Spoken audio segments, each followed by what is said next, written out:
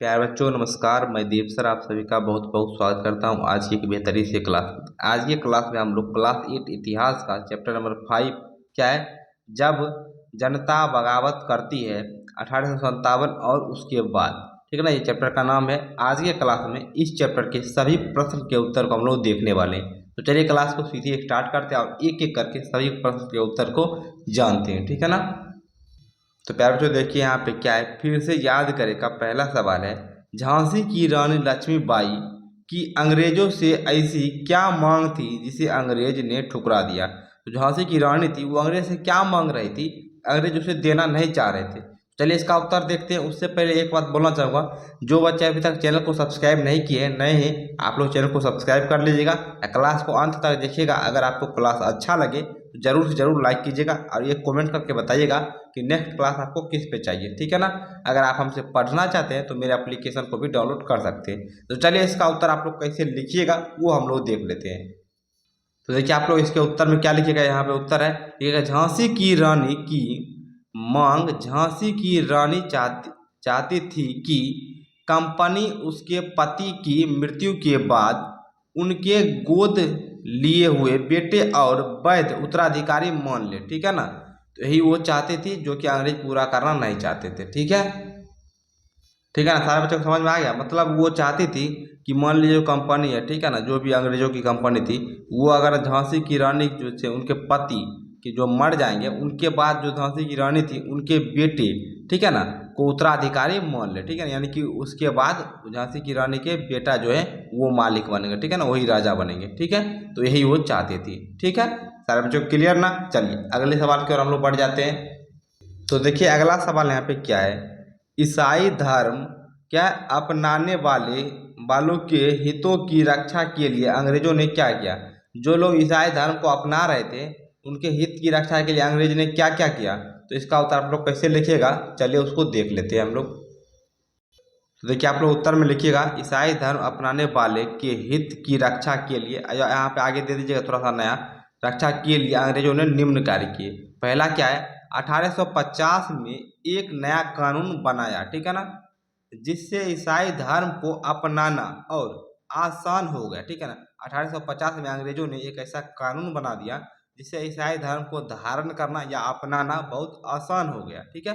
दूसरा लिखिएगा, ईसाई धर्म अपनाने वाले भारतीयों को अपने पूर्वजों की संपत्ति प्राप्त करने का अधिकार दे दिया। यानी कि अगर कोई ईसाई धर्म को अपना लेता है तो वो अपने बाप दादा, पूर्वज मतलब क्या हुआ, अपने बाप दादा की जमीन या फिर उसकी जो भी संपत्ति है उसको क्या प्राप्त कर सकता है, ठीक है ना, अगर वो ईसाई धर्म को अपनाता है उसके बाद भी, ठीक है। तो यही दो कारण आप लोग लिख दीजिएगा, ये सब काम वो किए, ठीक है ना, कौन, अंग्रेज, इसको लिख लीजिएगा। चलिए आगे हम लोग देखते हैं। तो देखिए अगला सवाल 3 नंबर है, सिपाहियों को नए कारतूतों से, ठीक है ना, सिपाहियों को नए कारतूतों पर क्यों एतराज हुआ।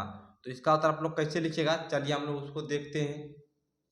तो देखिए आप लोग उत्तर में लिखिएगा, नए कारतूतों पर एतराज का कारण, तो कौन कौन से कारण थे उसको लीजिएगा। पहला क्या लिखिएगा, सिपाहियों को लगता था कि, ठीक है, कारतूस पर लगी पट्टी को बनाने में गाय व सुअर की चर्बी का प्रयोग किया जाता, ठीक है ना, इसलिए उसको एतराज हुआ। मतलब एतराज मतलब क्या हुआ, वो मानना नहीं चाह रहा था, ठीक है ना, तो सहमति अपना नहीं जता रहा था, ठीक है। उसको लगा कि गाय और सुअर के चर्बी का प्रयोग किया जा रहा है, इसलिए वो इसको रोकना चाह रहा था। दूसरा क्या लिखेगा, बंदूक में कारतूस लगाने के लिए कारतूस पर लगी पट्टी दांत से काटनी पड़ती थी। मान लीजिए उसको लग रहा था कि गाय और सुअर के चर्बी से बना हुआ है और इसी कारतूस के पट्टे को काटने के लिए दांत का प्रयोग किया जाएगा, इसलिए वो एतराज था, ठीक है ना, इसको मतलब सहमति नहीं दे रहा था। अगला क्या, इससे हिंदू और मुस्लिम सिपाहियों की धार्मिक भावनाओं को ठेस पहुंचती थी, ठीक है ना। ये सब कारण लिख दीजिएगा उसके क्या, एतराज, क्यों एतराज था, ठीक है ना। यही सब कारण था, आप लोग अच्छे से लिख लीजिएगा, ठीक है। चलिए हम लोग अगले प्रश्न की ओर बढ़ जाते हैं अब। देखिए अगला सवाल यहाँ पे 4 नंबर क्या है, अंतिम मुगल बादशाह ने अपने आखिरी साल की, ठीक है ना, किस तरह बिताए। जो अंतिम मुगल बादशाह थे वो अपने आखिरी मतलब सबसे अंतिम वर्ष, ठीक है ना, आखिरी साल किस तरह से बिताए, ठीक है ना, उसको आपको बताना है। तो इसका उत्तर आप लोग कैसे लिखेगा, चलिए देखते हैं। तो आप लोग लिखिएगा मुगल बादशाह के जीवन का आखिरी साल। तो आखिरी साल कैसा था वो देखिए, लिखिएगा उन पर मुकदमा चलाया गया, ठीक है ना, उन पर मुकदमे चलाए जा रहे थे अंतिम वर्ष में, तथा आजीवन कारावास की सजा सुनाई गई अंतिम वर्ष में, ठीक है। बादशाह के बेटों को उनके सामने गोली मार दी गई, ठीक है ना, अंतिम वर्ष में जब बादशाह थे तो उनके बेटों को उनके सामने ही गोली मार दी गई। बादशाह तथा उनकी पत्नी, ठीक है ना, जीनत महल को रंगून जेल भेज दिया गया, जहां नवंबर 1862 में उनकी मृत्यु हो गई, ठीक है ना। बादशाह के साथ उनकी पत्नी को भी जेल भेज दिया गया, जहां पे 1862 में फाइनली उनका मृत्यु हो गया, ठीक है ना। आप लोग इसको नोट कर लीजिए, ठीक है ना। चलिए अगले सवाल की ओर हम लोग बढ़ जाते हैं। अब देखिए अगला सवाल है 5 में, मई 1857 से पहले भारत में अपनी स्थिति को लेकर अंग्रेज शासकों के आत्मविश्वास के क्या कारण थे। जो मई 1857 से पहले क्या करा है, भारत में अपनी स्थिति को लेकर अंग्रेज शासकों के आत्मविश्वास के क्या कारण थे। तो जो जो कारण था उसको आपको बताना है। आप लोग कैसे लिखिएगा उसके उत्तर, चलिए उसको देखते हैं हम लोग। तो देखिए आप लोग कैसे लिखिएगा, लिखिएगा अंग्रेज शासकों के आत्मविश्वास के कारण। तो कौन कौन से कारण थे वो देखिए।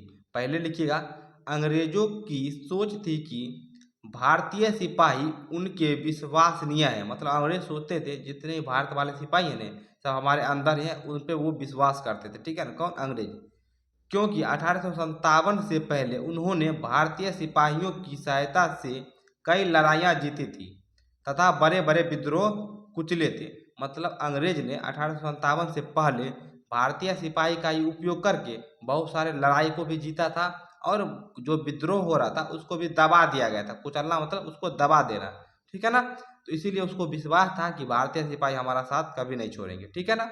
आगे देखिए अगला लिखिएगा अंग्रेज शासक जानते थे कि कई स्थानीय राजा व जमींदार उनके शासन का समर्थन करते हैं, क्योंकि स्थानीय शासकों ने अपने हितों की रक्षा के लिए कंपनी के साथ बातचीत की, ठीक है। आर्य शासक जो थे वो जानते थे कि जो स्थानीय राजा है, मतलब कोई स्थान के राजा और वहाँ के जमींदार, जो मतलब जमींदार जिसमें बहुत सारा जमीन होता है, ठीक है, मतलब एक तरह कहते थे गाँव का मालिक, मुखिया के रूप में, ठीक है ना, उनके शासन का समर्थन करते थे। कौन, अंग्रेज के शासन का। क्यों, क्योंकि अपने हित की रक्षा के लिए, ठीक है।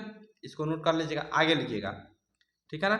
अगला कारण स्थानीय शासकों की स्वतंत्रता, ठीक है ना, घटती जा रही थी, क्योंकि उनकी सेनाओं को भंग कर दिया गया था, ठीक है ना, तथा उनके राजस्व वसूलने के अधिकार छीन लिए गए थे, ठीक है ना।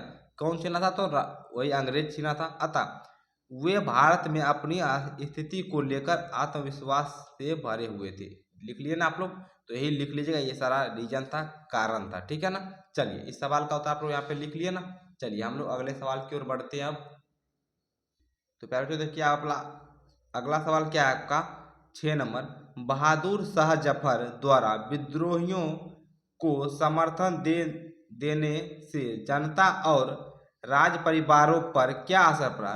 जो बहादुर शाह जफर थे उनके द्वारा क्या हुआ, विद्रोही, जो विद्रोही थे, ठीक है ना, समर्थन उसको दे दिए थे। इससे जनता और राज परिवार पे क्या असर पड़ा, क्या प्रभाव पड़ा, वो आपको बताना है। तो चलिए आप लोग कैसे लिखिएगा उसको हम लोग देख लेते हैं। चलिए तो इसके उत्तर कैसे लिखेगा वो देखिए। आप लोग मेरा नाम जानते हैं ना, दीप सर, ठीक है ना। आप लोग मेरा नाम डाल लीजिए, और एप्लीकेशन आप लोग प्ले स्टोर से डाउनलोड कर लीजिएगा पढ़ाई के लिए। उसका नाम क्या है, SVM, उसका CLASSES क्लासेस, ठीक है ना। जाके एप्लीकेशन को प्ले स्टोर से डाउनलोड कर लीजिएगा, ठीक है। लिखिएगा उत्तर में आप लोग कैसे वो देखिए। जनता और राज परिवार पर प्रभाव, क्या क्या प्रभाव पड़े थे वो लिखिएगा। पहला क्या था, बहादुर शाह जफर के समर्थन, ठीक है ना, समर्थन से जनता बहुत उत्साहित हुई, उनका उत्साह और साहस बढ़ गया। इससे उन्हें ठीक है ना, आगे बढ़ने की हिम्मत, उम्मीद और आत्मविश्वास मिला, ठीक है ना। बहादुर शाह जफर के समर्थन से जनता में आत्मविश्वास बढ़ा, ठीक है ना, और हिम्मत बढ़ा, उम्मीद बढ़ा, ठीक है ना। इसको लिखिएगा, आगे देखिए। लिखिएगा दूसरा कारण क्या था, प्रभाव क्या पड़ा वो लिखिए। ब्रिटिश, ठीक है ना, मतलब वही अंग्रेजी, ब्रिटिश शासन के विस्तार से भयभीत बहुत सारे शासकों को लगने लगा कि अब फिर से मुगल बादशाह अपना शासन स्थापित कर लेंगे, ठीक है ना, जिससे वे अपने इलाकों में बेफिक्र होकर शासन चला सकेंगे, ठीक है। मतलब जो शासक थे, बहुत सारे राजा थे, उनको लगा कि फिर से मुगल बादशाह जो है वो अपना शासन स्थापित करेंगे और जो राजा जो बच गए वो सब वो अपने इलाके में खुद शासन करने लगेंगे, ठीक है ना, बेफिक्र होकर शासन चलाएंगे, ठीक है। अगला देखिए, लिखिएगा अगला, विभिन्न ब्रिटिश नीतियों के कारण जिन राज परिवार ने अपनी सत्ता खो दिए, ठीक है ना, जो राज परिवार अपनी सत्ता को खो दिए थे वे इस खबर से बहुत खुश थे, ठीक है ना, क्योंकि उन्हें लगने लगा कि अब ब्रिटिश राज खत्म हो जाएगा और उन्हें अपनी सत्ता वापस मिल जाएगी। मतलब यही समझिए कि जो ये बहादुर शाह जफर थे इनके द्वारा विद्रोह का समर्थन देने से जब ये समर्थन देने लगे तो जनता भी खुश हो गई और जो क्या है राज परिवार थे वो खुश हो गए। क्यों? क्योंकि राज परिवार को लगा मेरा जो मतलब जो सत्ता है उस पर अभी अंग्रेज शासन कर रहा है, अगर ये ऐसा होगा तो अंग्रेज यहाँ से चला जाएगा और किसका शासन आएगा, मुगल बादशाह का शासन फिर से आ जाएगा और मेरा राज्य जो है मेरा राज्य हमको वापस मिल जाएगा और हम राजा फिर से बन जाएंगे। इसलिए राज परिवार पे ही असर पड़ा, ठीक है ना, और खुश हो गए सभी लोग, ठीक है। इसको आप लोग नोट कर लीजिएगा। देखिए अगला सवाल क्या है, साथ में अवध के बागी भूस्वामी, ठीक है ना, बागी भूस्वामियों के संपर्क करवाने के लिए अंग्रेज ने क्या किया, जो अवध के जो बागी मतलब भूस्वामी थे, मतलब भूमि के क्या स्वामी, भूमि के राजा जो थे, से संपर्क करवाने के लिए अंग्रेज ने क्या क्या किया था आपको वही बताना है। इसका उत्तर आप लोग कैसे लिखिएगा चलिए देखते हैं हम लोग। तो देखिए आप लोग उत्तर कैसे लिखिएगा, देखिए इतिहास से आप लोग समझते जाइएगा कहानी की तरह, तो आपको बहुत आसान लगेगा, ठीक है ना। देखिए उत्तर लिखिएगा, अवध के बागी भूस्वामियों का समर्पण, ठीक है ना, समर्पण यहाँ पे समर्पण था, ठीक है ना, हमें देख लीजिएगा आप लोग, भूस्वामी के समर्पण करवाने के लिए अंग्रेज ने क्या क्या, समर्पण मतलब उसके प्रति लगाव होना, ठीक है ना, पूरा समर्पित होना। तो लिखिएगा क्या क्या काम किए थे उसको देखिए। पहला लिखिएगा, अंग्रेजों ने कुछ भूस्वामियों, राजाओं व, ठीक है, नवाबों पर मुकदमे चलाए, ठीक है ना, और उन्हें फांसी दे दी, ठीक है, मतलब जबरदस्ती, ठीक है ना। ये आप लोग लिख लीजिएगा। आगे लिखिएगा, क्या लिखिएगा वो देखिए, अंग्रेजों ने घोषणा की कि जो भूस्वामी ब्रिटिश राज के प्रति स्वा, ठीक है ना, स्वामित्व, स्वामी भक्ति मतलब उसके अंदर गुलामी की तरह, ठीक है ना, नहीं रहेगा, स्वामी भक्त, ठीक है ना, बने रहेंगे, उन्हें अपनी जमीन पर पारंपरिक अधिकार का उपभोग करने स्वतंत्र बनी रहेगी, ठीक है ना, मतलब वो अंग्रेज शासन जो थे वो मतलब इस तरह से कर दे कि जो भूस्वामी है उसको अंग्रेज के अंदर रहना पड़ेगा, ठीक है ना, अगर अंग्रेज के अंदर रहेगा वो तो वो अपने जो पारंपरिक जमीन है उसके मतलब दादा परदादा का जो जमीन है उसका वो मालिक खुद रहेंगे स्वतंत्र रूप से, मतलब वो मालिक बने रहेंगे, ठीक है ना, लेकिन उसको अंग्रेज के अंदर रहना पड़ेगा, उनको अपना स्वामी मानना पड़ेगा, ठीक है। अगला लिखिएगा, जिन भूस्वामियों ने विद्रोह किया मतलब उनके विद्रोह किया, उनसे लड़ाई करने का प्रयास किया, उनका रोका, ठीक है ना, ऐसा आप नहीं करेंगे, ठीक है ना, उनको स्वामी मानने के लिए तैयार नहीं हुआ, ठीक है ना, किया, यदि उन्होंने किसी अंग्रेज की हत्या नहीं की है और वे आत्मसमर्पण करना चाहते हैं तो उन्हें सुरक्षा की गारंटी दी जाएगी, ठीक है ना, और जमीन पर उनका अधिकार और दावेदारी बनी रहेगी, ठीक है ना। जो क्या है, जो भूस्वामी ने विद्रोह किया क्या हुआ, तो उनको क्या क्या दावेदारी बनाए रखने के लिए अपना अधिकार उनको दे दिया, ठीक है ना, इसको नोट कर लीजिएगा, ठीक है ना, यहाँ तक समझ में आ गया ना।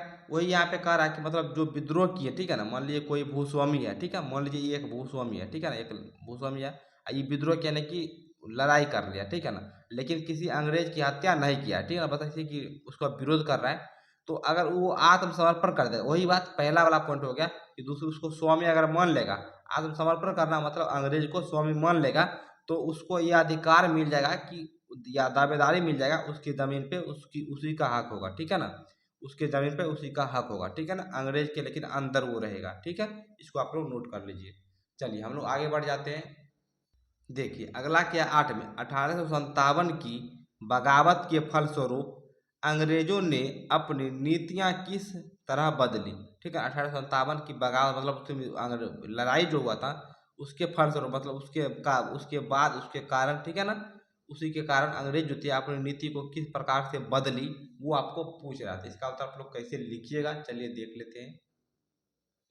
तो देखिए आप लोग उत्तर लिखिएगा, अंग्रेजों की नीति में बदलाव, ठीक है, किस तरह से कौन कौन सी बदलाव किया वो देखिए। लिखिएगा पहला, ब्रिटिश संसद ने 1858 में एक नया कानून पारित मतलब किया, कानून पारित मतलब कानून नया कानून लाया, ठीक है ना, नया कानून बनाया और ईस्ट इंडिया कंपनी के सारे अधिकार ब्रिटिश साम्राज्य के हाथ में सौंप दिया। ठीक है ना, 1857 के बाद यानी कि 1858 में, ठीक है ना, एक नया कानून बनाया और जो ईस्ट इंडिया कंपनी थी, ठीक है ना, उसका अधिकार ब्रिटिश साम्राज्य के हाथ में सौंप दिया। ठीक है, अंग्रेजों के हाथ में दे दिया।